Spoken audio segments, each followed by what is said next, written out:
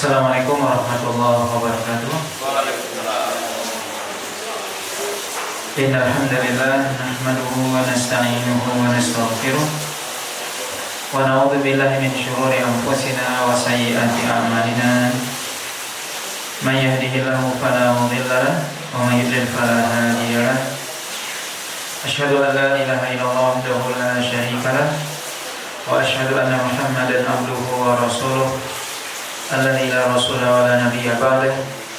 Ya ayyuhalladzina amanu taqullaha haqqa tuqatih wa la tamutunna illa wa antum muslimun. Amma ba'd.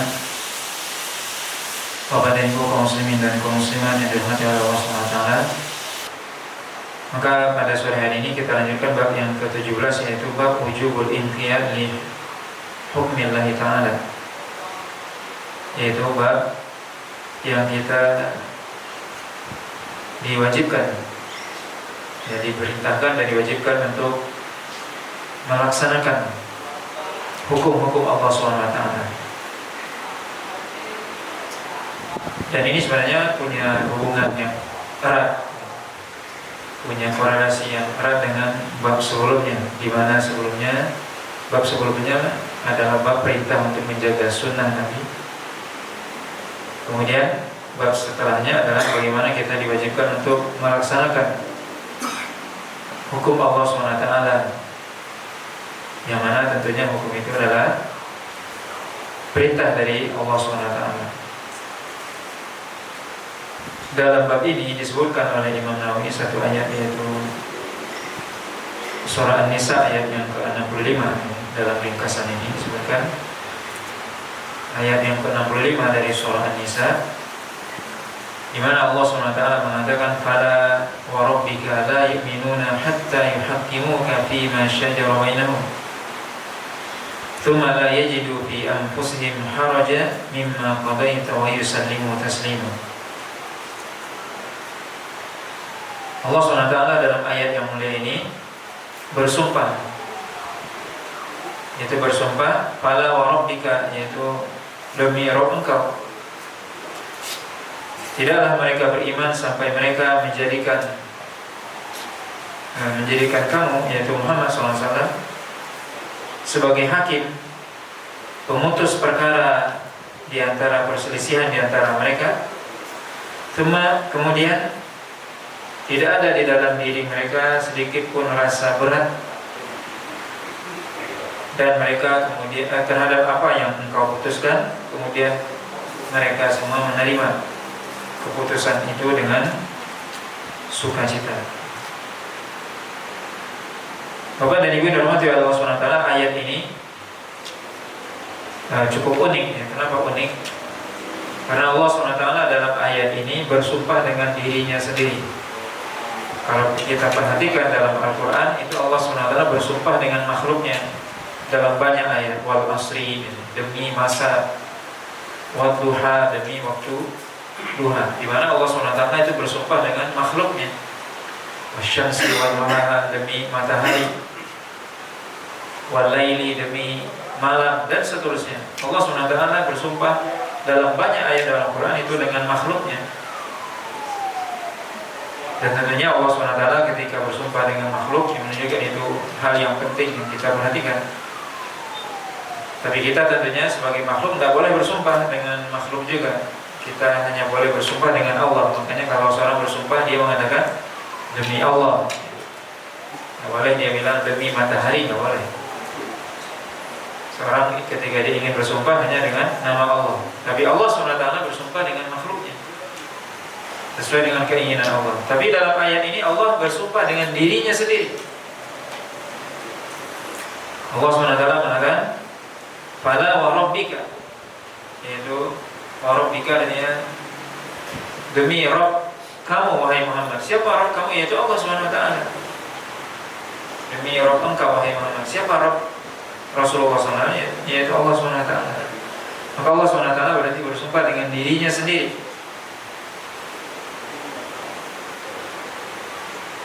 Menunjukkan bahwasanya hal ini, ya, merupakan suatu hal yang sangat penting, di mana Allah SWT bersumpah dengan dirinya sendiri. Tentunya dalam kehidupan kita sehari-hari saja, kalau sesuatu itu penting itu seorang bersumpah, diambil sumpahnya. Jadi itu kan perkara yang enggak main-main, perkara yang penting. Begitu juga dalam hal ini Allah SWT bersumpah dengan dirinya sendiri. Allah SWT mengatakan mereka tidak beriman. Mereka tidak beriman. Siapa yang maksud mereka di sini? Yaitu manusia, yaitu para sahabat yang hadir di waktu itu, yang ada di masa Nabi SAW. Seluruh manusia yang ada di zaman Nabi SAW, para sahabat, Allah SWT kata tidak beriman mereka sampai Allah SWT menyebutkan 3 hal di sini, sampai mereka memenuhi 3 hal. Berarti iman seseorang tidak sempurna atau dianggap tidak beriman dia kalau kecuali dia melengkapi atau memenuhi 3 perkara ini. Walaupun dia mengaku saya beriman kepada Allah, saya beriman kepada Rasul, ya pengakuan. Tapi Allah SWT meminta syarat yang lain dengan mengatakan tidak beriman mereka sampai mereka menjadikan engkau wahai Muhammad sebagai hakim. Hakim artinya pemutus perkara.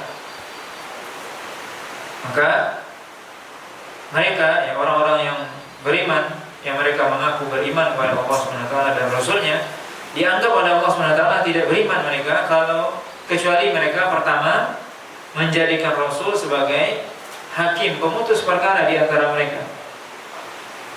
Yaitu ketika terjadi perbedaan pendapat di antara para sahabat, maka mereka datang kepada Nabi. Nabi memutuskan, maka Nabi sebagai pemutus perkara di situ. Tentunya itu terjadi ketika Nabi SAW hidup. Sekarang Nabi SAW tidak ada, sudah meninggal. Apakah ayat ini tidak relevan lagi? Tentunya tetap relevan. Lalu bagaimana kita menjadikan Rasulullah sebagai hakim pemutus perkara? Atau para ulama menjelaskan menjadikan hadis Rasulullah sebagai pemutus perkara. Maka seseorang ketika dia berselisih pendapat dalam perkara agama tentunya, maka dia harus menjadikan hadis Rasulullah SAW sebagai pemutus perkara tersebut. Jadi ketika terjadi perbedaan pendapat, bukanlah pendapat si A, si B yang diikuti atau si C, tapi yang diikuti adalah apa yang disampaikan oleh Rasulullah SAW. Sebab tentunya kalau seandainya dipilih pendapat A, yang si B nggak mau, si C juga nggak mau dia. Tapi ketika pendapat Rasulullah SAW, keputusan Rasul SAW, maka itu harus diikuti. Kenapa? Karena Rasulullah SAW utusan Allah sebagai pemutus perkara. Dalam hal ini dia membuat syariat, yang menyampaikan syariat. Maka Allah SWT dalam ayat ini mengatakan tidak beriman mereka sampai mereka menjadikan engkau wahai Muhammad sebagai pemutus perkara dalam perselisihan mereka. Maka hendaknya kita menjadikan hari ini sunnah Nabi SAW itu sebagai pemutus perkara. Apa yang dibawa oleh Nabi, Al-Quran dan Sunnah yang kita sebutkan kemarin, bahwasanya seorang tidak mungkin dia beriman hanya dengan Al-Quran saja, tidak mungkin. Harus dia beriman juga dengan hadis Nabi SAW, karena hadis itu yang menjelaskan Al-Quran. Tidak cukup dengan Al-Quran saja, tapi harus dengan hadis Nabi. Dan bahkan hadis Nabi menjadi pemutus perkara ketika ada perbedaan pendapat. Jadi perbedaan pendapat, ini mengatakan ini boleh, ini tidak boleh. Ini mengatakan ini wajib, ini halal, ini haram misalnya. Ini halal, ini haram dan seterusnya. Ini yang hak, ini yang batil. Yang mana diikuti? Lihat hadis Nabi SAW. Pendapatnya yang sesuai dengan hadis Nabi itulah yang benar. Itulah yang diikuti. Maka ini yang pertama kata Nabi SAW, kata Allah SWT, mereka tidak beriman sampai mereka menjadikan engkau wahai Muhammad sebagai pemutus perkara, menjadikan hadis Nabi sebagai pemutus perkara dalam perselisihan. Dan memang Nabi SAW dalam hadis yang lain menyebutkan bahwasanya Nabi mengatakan alaikum bisunnati sunnatul khulafair rasyidin. Kata Nabi SAW, hendaknya kalian memegang sunnahku. Nanti kata Nabi SAW di akhir zaman kalian akan mendapatkan perselisihan yang banyak, perbedaan pendapat yang banyak. Maka bagaimana kita menyikapi perbedaan pendapat, kata Nabi, pegang sunnahku, pegang hadisku. Pendapat yang mengikuti sunnah Nabi itulah yang kita ikuti, bukan pendapat yang lain. Pendapat yang sesuai dengan hadis Nabi yang diajarkan oleh Nabi itu yang kita ikuti. Sebab Nabi sendiri sudah memberikan berita, kabar kepada kita bahwasanya man ya'ish minkum fasayara ikhtilafan katsira. Siapa yang hidup setelah aku nanti, dia akan melihat perselisihan yang banyak. Banyak perselisihan di antara manusia dalam perkara agama ini maksudnya. Maka bagaimana kita menyikapinya? Maka kita akan bingung. Tentunya caranya adalah bagaimana kita melihat mana pendapat yang mengikuti sunnah Nabi SAW. Ini menjadi acuan, ini menjadi standar. Jadi standar kebenaran itu adalah yang mengikuti Al-Quran dan sunnah Nabi SAW. Itu standar kebenaran. Siapapun yang mengatakannya, selama pendapatnya sesuai dengan Al-Quran dan sunnah Nabi, berarti itu benar, itu harus diikuti. Siapapun yang mengatakannya. Dan sebaliknya juga, selama pendapatnya bertentangan dengan Al-Quran dan sunnah Nabi, pendapat itu harus dibuang, tidak boleh diikuti siapapun yang mengatakannya. Maka kalau kita ingin kebenaran yang sebenarnya, yang hakiki, ikuti sunnah Nabi SAW. Jadikan sunnah Nabi, hadis ini sebagai hakim, pemutus perkara. Kenapa Anda mengatakan ini? Ini hadisnya, ini Rasulullah SAW yang mengatakan seperti ini. Kita sami'na wa ata'na, kami dengar, kami taat. Kalau sudah Nabi yang mengatakan, kita harus ikut. Bukan kita mengikuti kebanyakan pendapat si A, si B, menurut hemat saya, menurut pendapat saya, enggak. Kenapa Anda mengatakan ini? Ini hadisnya, Nabi yang mengatakan begitu. Itulah kebenaran yang hakiki, yang sebenarnya. Bukan menurut pendapat si fulan dan si fulan. Karena manusia bisa jadi salah. Manusia salah. Tapi yang tidak salah adalah Nabi SAW. Maka ikuti tentunya apa yang disampaikan oleh Nabi SAW. Maka ini yang pertama. Tidak sempurna iman seorang, maka Allah SWT mengatakan tidak beriman seorang sampai dia menjadikan sunnah Nabi SAW sebagai hakim yang memutuskan perkara di antara mereka. Kemudian yang kedua kata Allah SWT dalam ayat ini, "Tsumma la yajidu fi anfusihim harajan mimma qadaita," yaitu kemudian tidak ada engkau mendapati hati mereka, di dalam hati mereka itu rasa berat terhadap apa yang kau putuskan. Artinya apa? Ketika mereka memilih pendapat Nabi, ini hadis Nabi, maka mereka dalam melaksanakannya tidak ada rasa keberatan. Karena ada sebagian orang juga dia mengikuti, wah ini pendapat Nabi, ini hadis Nabi, iyalah saya lakukan, tapi ada rasa dongkol dalam dirinya, jengkel, berat dan sebagainya. Dia kerjakan juga, terpaksa. Ini tidak beriman kata Allah SWT. Orang yang dia terpaksa melaksanakan agama, melaksanakan syariat, terpaksa dia melakukan sesuatu yang sudah diperintahkan oleh Allah SWT dan Rasulnya, tidak beriman orang ini. Maka kita ketika melaksanakan perintah Allah dan Rasul harus dengan hati yang lapang, tidak ada rasa berat. Kalau perintah manusia mungkin saja kita dongkol, atau kita nggak suka, atau kita berat. Misalnya bos menyuruh ke sini, kita ke sana. Bos nyuruh A, kita pengennya B, bisa saja. Tapi perintah Allah dan Rasul nggak boleh.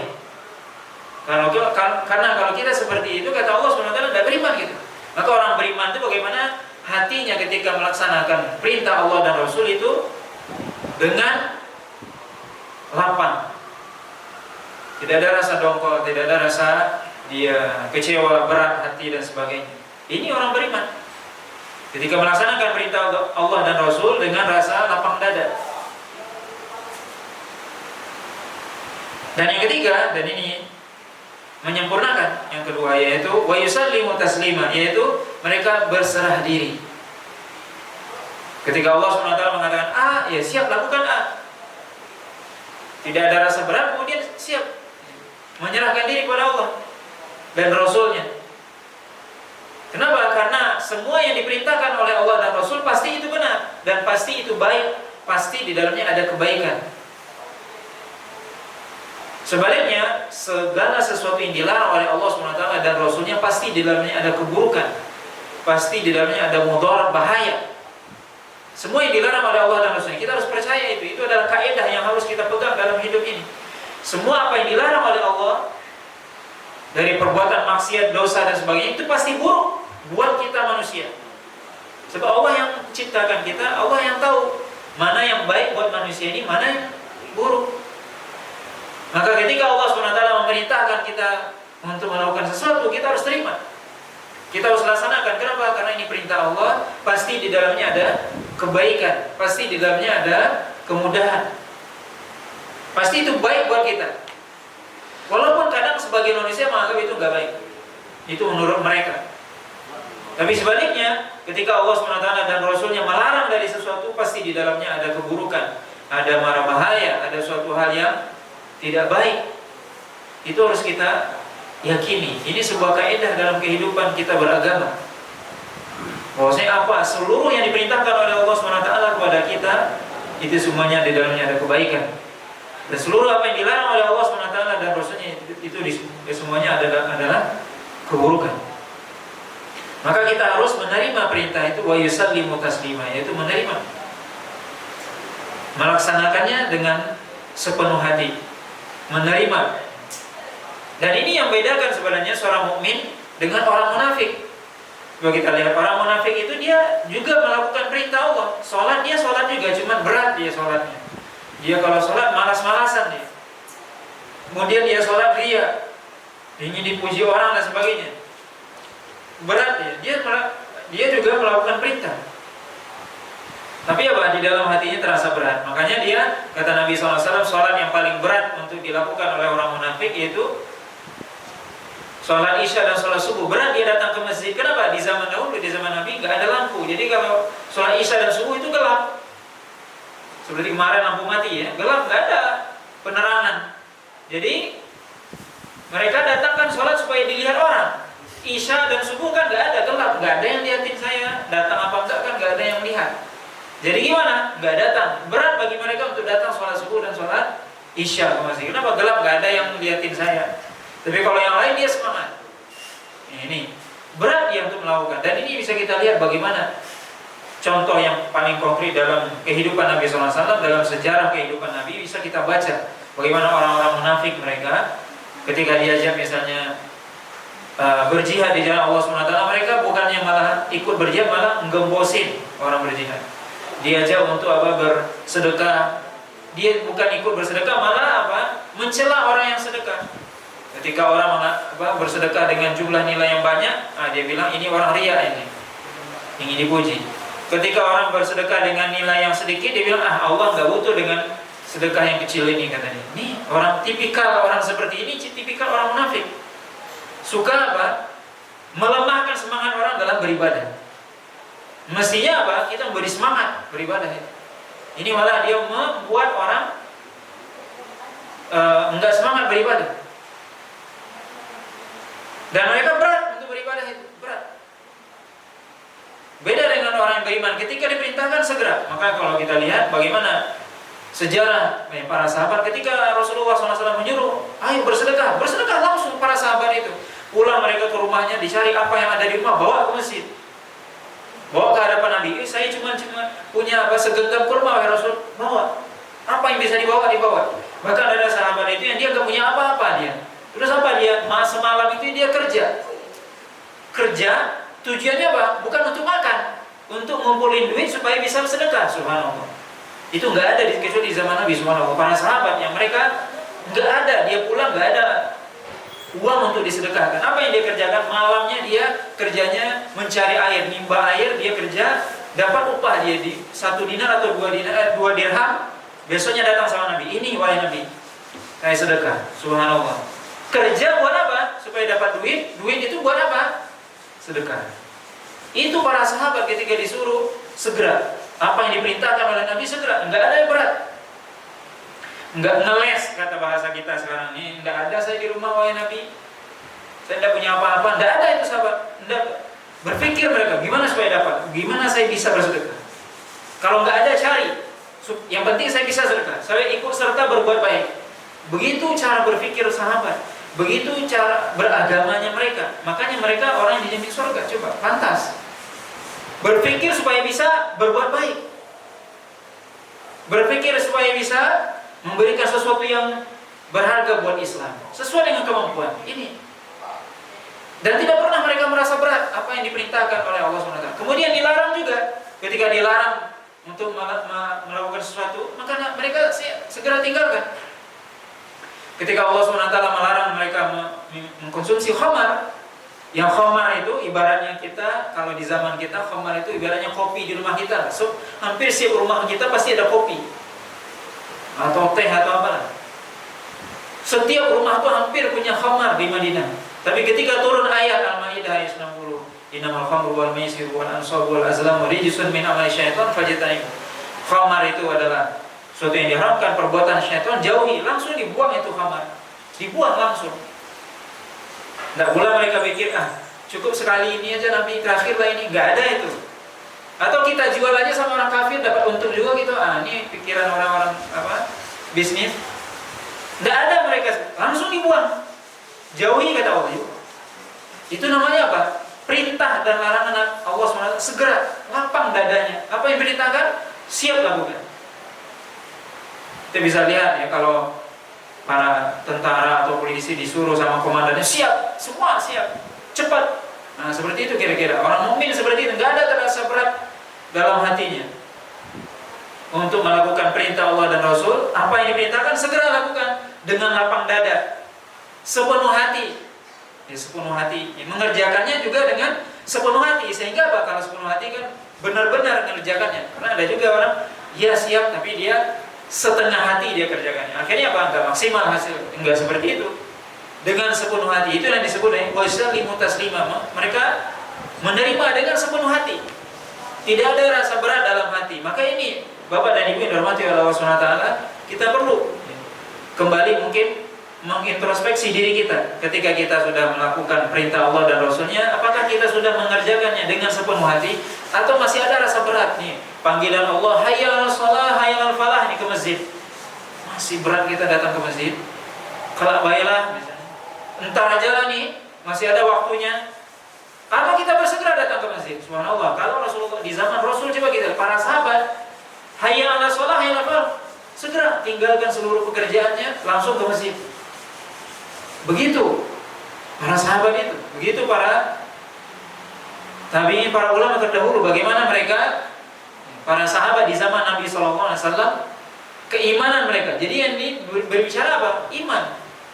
Jadi kalau kita lihat apa bedanya, kenapa sebagian para sahabat itu kan dijamin surga? Kenapa bisa seperti itu? Padahal kita dengan para sahabat kan sama, jumlah sholatnya 5 kali sehari semalam, sholat subuh, zuhur, asar, maghrib, bisa sama gitu. Tapi kenapa mereka dijamin? Karena iman tadi. Karena amalan sama.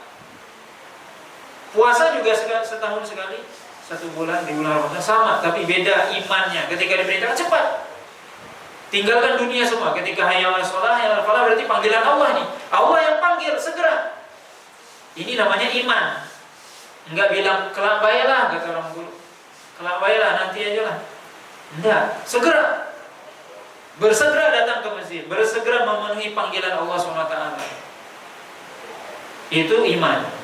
Ini yang disebutkan oleh Allah SWT dalam Al-Quran dan juga Sunnah Nabi SAW. Maka di sini Bapak dan Ibu yang dirahmati oleh Allah SWT, hendaknya kita memperhatikan ayat ini, di mana Allah SWT bersumpah dengan dirinya tidak beriman mereka, kata Allah SWT, sampai mereka menjadikan engkau wahai Muhammad sebagai pemutus perkara di antara mereka. Kemudian mereka dalam melaksanakan perintah tersebut atau meninggalkan larangan tersebut, tidak ada rasa berat dalam hatinya, tidak ada rasa dongkol, kecewa, tidak ada. Justru mereka dengan sepenuh hati, dengan lapang dada mengerjakan perintah tersebut. Ini iman, ini kesempurnaan iman.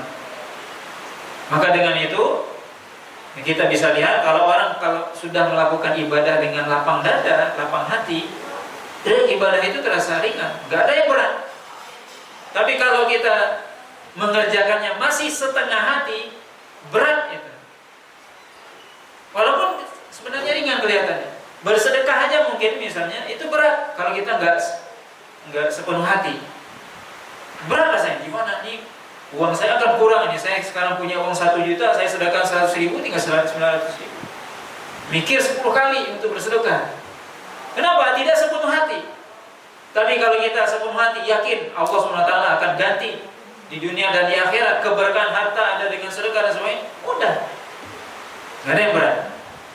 Maka di sini Bapak dan Ibu yang dirahmati Allah SWT, maka hendaknya kita mungkin bisa kita juga membaca ya, dalam hal ini bagaimana kita bisa meniru para sahabat, bagaimana kita mesti baca sejarah mereka, baca bagaimana sirah kehidupan mereka, para sahabat Rasulullah SAW, bagaimana mereka ya dalam melaksanakan perintah Allah SWT dan Rasulnya, bagaimana mereka ketika dilarang oleh Allah SWT dan Rasulnya bersegera. Tidak ada yang berat, tidak ada yang sulit, dan mereka lakukan dengan sepenuh hati. Ini semua menunjukkan bagaimana ya, para sahabat itu benar-benar imannya itu adalah keimanan yang sempurna. Maka mereka dipuji oleh Allah SWT. Allah katakan kuntum khairu ummatin ukhrijat linnas. Kalian umat terbaik, generasi terbaik yang pernah lahir di muka bumi ini. Makanya para ulama jelaskan generasi terbaik yang pernah ada sejak zaman Nabi Adam sampai hari kiamat adalah generasi sahabat. Mereka adalah generasi paling terbaik, manusia terbaik setelah para nabi dan rasul. Setelah para nabi dan rasul adalah sahabat Rasulullah SAW, itu manusia terbaik. Jadi generasi, nah, kita generasi berapa ini? Generasi abad 21 milenium. Generasi paling baik adalah generasi para sahabat yang Allah sendiri puji mereka dalam Al-Quran, yang Allah SWT menjamin mereka dalam surga, masuk ke dalam surga. Bahkan mereka sudah disebutkan bahwasanya akan mereka masuk surga sedangkan mereka masih hidup di dunia ini. Betapa hebatnya mereka ya. Sudah disebut mereka di dalam surga atau dicatat sebagai penghuni surga sedangkan mereka masih berjalan di muka bumi. Ini menunjukkan apa? Ya, pentingnya kita bagaimana kita meniru ya, bagaimana cara beragama. Tapi kalau ya, ibadah sama kita semua, tidak ada yang beda. Sholatnya sama, gerakannya, bacaannya sama, puasa sama. Kita mau haji, umroh sama juga, bacaannya, gerakannya semua sama. Tidak ada yang beda. Yang beda adalah iman. Bagaimana menyikapi, bagaimana bersikap ketika Allah memerintahkan suatu, bagaimana Rasulullah SAW memerintahkan suatu, bagaimana Allah ketika melarang, bagaimana Nabi melarang, bagaimana kita menyikapinya. Jadi kalau kita baca Al-Quran, ini perintah Allah, segera lakukan. Harus perintah Allah di atas segala macam perintah. Ini perintah Rasul, harus itu di atas segala macam perintah. Maka ini Bapak dan Ibu yang dirahmati Allah SWT, dengan ini memahami ini kita ya, dengan itu kita bisa diharapkan ya, tentunya keimanan kita bertambah dengan kita memahami hal ini, di mana kita tidak sempurna iman, atau bahkan tadi Allah SWT mengatakan tidak beriman seorang kecuali dia ya benar-benar menjadikan hadis Nabi SAW sebagai pemutus perkara, menjadi standar kebenarannya. Standar kebenaran adalah hadis Nabi SAW. Kemudian bagaimana seorang melaksanakan perintah Nabi itu tidak ada rasa berat dalam dirinya, justru melakukannya dengan penuh sukarela, sepenuh hati, dan menerima apa yang telah ditetapkan oleh Allah SWT dan Rasulnya dengan penerimaan yang sempurna. Tidak ada yang sedikit pun untuk mengeluh dan sebagainya atau merasa berat. Apa yang sudah ditetapkan laksanakan, terima. Itulah yang terbaik. Dan sekali lagi kita ingat bahwasanya semua yang diperintahkan oleh Allah pasti itu baik. Semua yang dilarang oleh Allah SWT itu adalah buruk. Nah, Allah Ta'ala mungkin ini pembahasan kita pada surah Al-An'am. Subhanallah bihamdika, asyhadu an la ilaha illa anta, astaghfiruka wa atubu ilaik. Wassallallahu ala nabiyyina Muhammadin wa ala alihi wasallam. Wassalamualaikum warahmatullahi wabarakatuh.